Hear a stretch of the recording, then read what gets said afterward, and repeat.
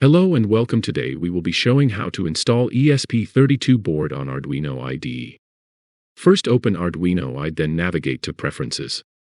You can find it under the File tab of the Arduino IDE. Then go to Additional Board Manager URLs. Copy the URL on the screen.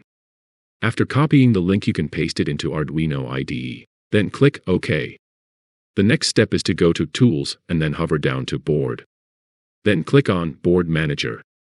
After clicking Board Manager, type ESP32 into the search bar. Click Install.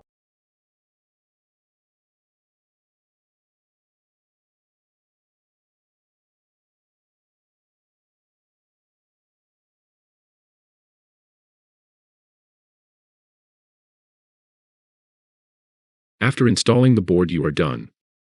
Now you will be able to see ESP32 boards inside the Board tab of Arduino IDE.